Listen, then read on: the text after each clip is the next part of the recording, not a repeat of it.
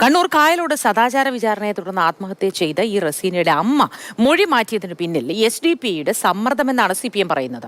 SDPI പ്രവർത്തകർ തന്നെയാണ് യഥാർത്ഥ പ്രതികൾ. പറമ്പായിൽ SDPI ഓഫീസിന് മുന്നിലൂടെ രാത്രി സ്ത്രീകൾക്ക് നടന്നു പോകാൻ കഴിയാത്ത അവസ്ഥയാണ്. സദാചാര വിചാരണ നേരത്തെയും നടന്നിരുന്നതായി Pinarayi area secretary K. Sasidharan പറഞ്ഞു. SDPIക്കാർ വളരെ സംഘടിതമായി നടത്തിയിട്ടുള്ള ഒരു ആൾക്കൂട്ട വിചാരണയാണ് ഈ സംഭവം. ഈ കുട്ടിയുടെ ശരീരത്തിൽ നിന്ന് കിട്ടിയ ആത്മഹത്യാ കുറിപ്പിനെ അടിസ്ഥാനപ്പെടുത്തി നമ്മൾ കേസെടുത്തത്. ഇപ്പോൾ പിടിക്കപ്പെട്ടപ്പോഴാണ് ഇവർ SDPIയുടെ പ്രവർത്തകരാണെന്ന് അറിയുന്നത്. ഇതൊരു നാട്ടിലൊരു അരാജക സംഘമാണ്. അവർ ഈ കുടുംബത്തിൽ സമ്മർദ്ദം ചെലുത്തുന്നുണ്ട്, നല്ലതുപോലെ സമ്മർദ്ദം ചെലുത്തുന്നുണ്ട്. അപ്പോൾ ജീവിക്കാൻ ഭാവിയിൽ ഒരു കുടുംബത്തിലൊരു അസ്വസ്ഥതയുണ്ടാകും എന്നൊക്കെയുള്ള തോന്നലിൻ്റെ അടിസ്ഥാനത്തിൽ ഇപ്പോൾ ഇത്തരത്തിൽ അവർ മാറിപ്പോകുന്നുണ്ട്. അവരെ ഞാൻ കുറ്റം പറയുന്നില്ല. ഇത് ഈ സംഭവം മാത്രമല്ല ഇവർ നടത്തിയിട്ടുള്ളത്. ഇവരുടെ SDPIയുടെ ഓഫീസിന് മുമ്പിൽ രാത്രികാലത്ത് സ്ത്രീകൾക്ക് നടന്നു പോകാൻ പറ്റുന്നില്ല എന്ന് സ്ത്രീകൾ പറയുന്നുണ്ട്.